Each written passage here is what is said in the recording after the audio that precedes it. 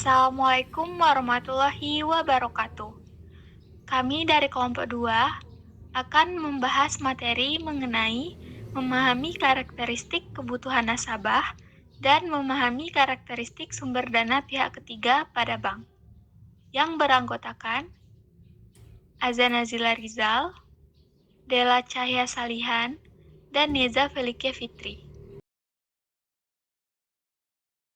Memahami karakteristik kebutuhan nasabah. Teknik pertama yang perlu dilakukan untuk mendesain suatu akad pembiayaan syariah adalah memahami karakteristik kebutuhan nasabah. Memahami karakteristik kebutuhan nasabah sangat penting bagi lembaga keuangan, agar dapat menyediakan produk layanan yang sesuai. Terdapat dua hal yang perlu diperhatikan dalam memahami karakteristik kebutuhan nasabah. Yang pertama, objek. Apabila objek pembiayaan yang dibutuhkan nasabah adalah berupa barang, harus dilihat dari sisi apakah barang tersebut ready stock atau goods in process. Jika barang tersebut ready stock, pembiayaan yang layak untuk diberikan kepada nasabah adalah pembiayaan murabahah. Namun, jika barang tersebut berupa goods in process, maka harus dilihat lagi apakah waktu yang diperlukan dalam proses barang tersebut berada di bawah 6 bulan atau lebih. Jika proses barang tersebut berada di bawah 6 bulan, maka pembiayaan yang dapat diberikan adalah pembiayaan salam dengan asumsi nasabah akan mampu menyelesaikan kewajibannya dalam satu kali pembiayaan sekaligus.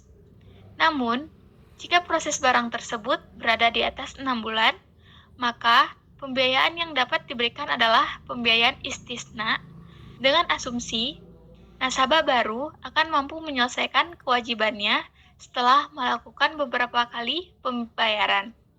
Di sisi lain, apabila objek pembiayaan yang dibutuhkan nasabah bukan berupa barang, melainkan jasa, maka pembiayaan yang harus diberikan kepada nasabah adalah pembiayaan ijarah.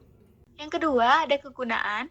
Hal yang harus dilihat untuk memahami karakteristik kebutuhan nasabah adalah dari sisi kegunaan barang atau jasa yang dibutuhkan. Dalam hal ini, hal utama yang harus dicermati adalah apakah barang atau jasa yang dibutuhkan nasabah akan digunakan untuk kegiatan produktif atau konsumtif. Apabila kegunaan pembiayaan yang dibutuhkan nasabah adalah untuk kegiatan produktif, harus dilihat dari sisi apakah barang tersebut digunakan untuk modal kerja atau investasi. Jika kegunaan barang atau jasa tersebut digunakan untuk modal kerja, maka harus dilihat apakah nasabah telah mempunyai kontrak dengan pihak ketiga atau tidak. Jika nasabah telah mempunyai kontrak, yang harus ditelaah adalah apakah pembiayaan tersebut digunakan untuk pekerjaan konstruksi atau pengadaan barang. Jika untuk pekerjaan konstruksi, pembiayaan yang harus diberikan bank syariah adalah pembiayaan istisna. Namun, jika untuk pengadaan barang, pembiayaan yang dapat diberikan bank adalah pembiayaan mudharabah, kecuali pembiayaan produktif usaha berskala kecil. Pengecualian ini dilakukan hanya sebagai sebuah strategi bagi bank untuk menghindari risiko yang tinggi. Jika kegunaan barang atau jasa tersebut digunakan untuk investasi, yang harus dilihat adalah apakah pembiayaan tersebut dimaksudkan untuk ready stock atau goods in process. Jika untuk ready stock, faktor yang harus dilihat selanjutnya adalah apakah barang tersebut sensitif terhadap tax issue atau tidak. Jika iya, pembiayaan yang diberikan adalah pembiayaan ijarah. Namun, jika tidak sensitif, pembiayaan yang diberikan adalah pembiayaan murabahah. Jika pembiayaan investasi tersebut bukan dimaksudkan untuk ready stock, melainkan goods in process, maka harus dilihat lagi apakah proses barang tersebut memerlukan waktu di bawah 6 bulan atau lebih dari 6 bulan. Jika di bawah 6 bulan, pembiayaan yang diberikan adalah pembiayaan salam. Namun, jika proses barang tersebut memerlukan waktu lebih dari 6 bulan, maka pembiayaan yang diberikan adalah pembiayaan istisna. Memahami kemampuan nasabah. Teknik kedua yang perlu dilakukan untuk mendesain suatu akad pembiayaan syariah adalah memahami kemampuan nasabah. Dalam hal ini, hal yang perlu diperhatikan adalah dari sisi high predictable, yaitu apakah sumber pendapatan nasabah sangat dapat diprediksi atau tidak.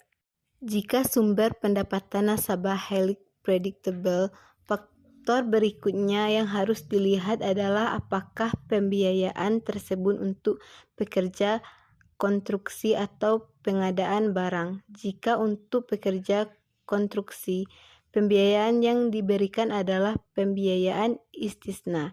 Namun jika untuk pengadaan barang, pembiayaan yang diberikan adalah pembiayaan mudharabah, kecuali produksi usaha skala kecil.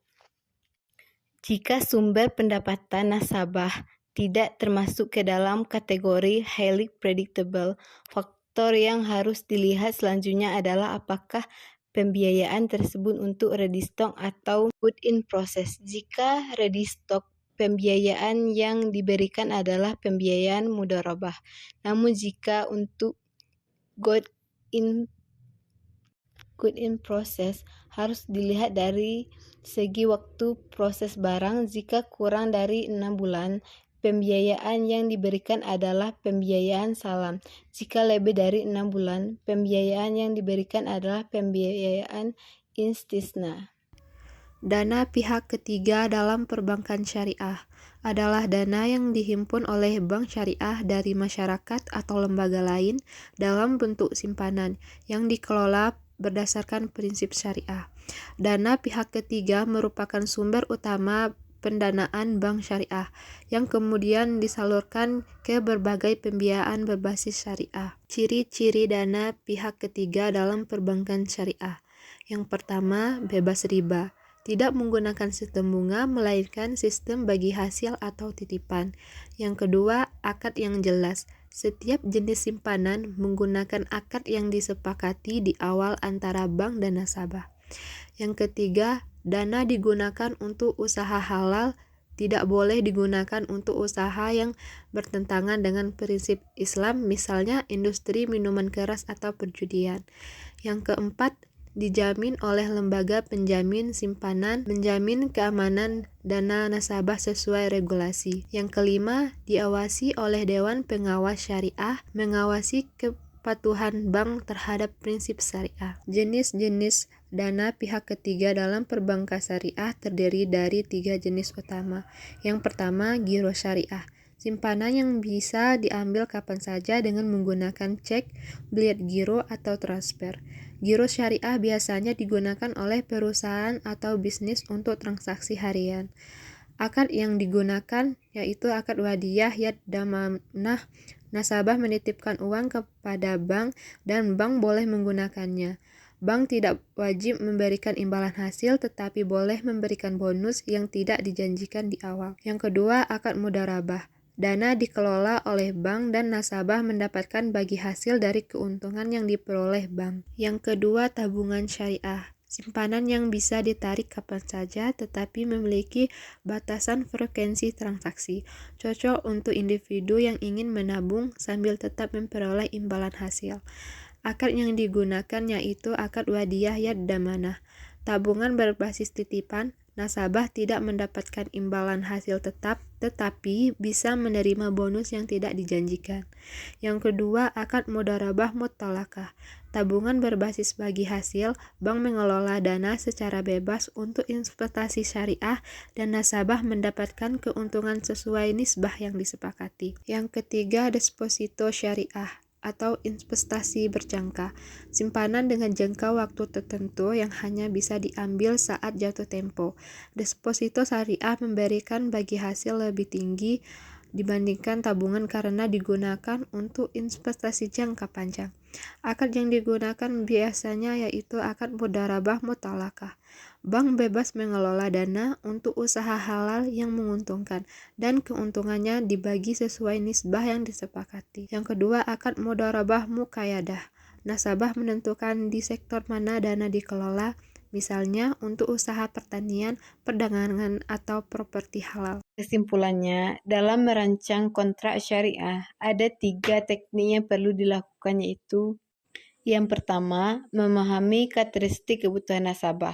Yang kedua, memahami kemampuan nasabah. Yang ketiga, memahami karakteristik sumber dana pihak ketiga bagi bank. Hal pertama yang harus dilihat untuk memahami karakteristik kebutuhan nasabah adalah objek. Apabila objek pembiayaan yang dibutuhkan nasabah adalah berupa barang, harus dilihat dari sisi apakah barang tersebut ready stock atau good in process. Jika barang tersebut ready stock, pembiayaan yang layak untuk diberikan kepada nasabah adalah pembiayaan mudharabah. Jika barang tersebut berupa good in process, maka harus dilihat lagi apakah waktu yang diperlukan dalam proses barang tersebut berada di bawah 6 bulan atau lebih. Hal kedua yang harus dilihat untuk memahami karakteristik kebutuhan nasabah adalah dari sisi kegunaan barang atau jasa yang dibutuhkan. Dalam hal ini, hal utama yang harus dicermati adalah apakah barang atau jasa yang dibutuhkan nasabah akan digunakan untuk kegiatan produktif atau konsumtif. Apabila kegunaan pembiayaan yang dibutuhkan nasabah adalah untuk kegiatan produktif, harus dilihat dari sisi apakah barang tersebut digunakan untuk modal kerja atau investasi.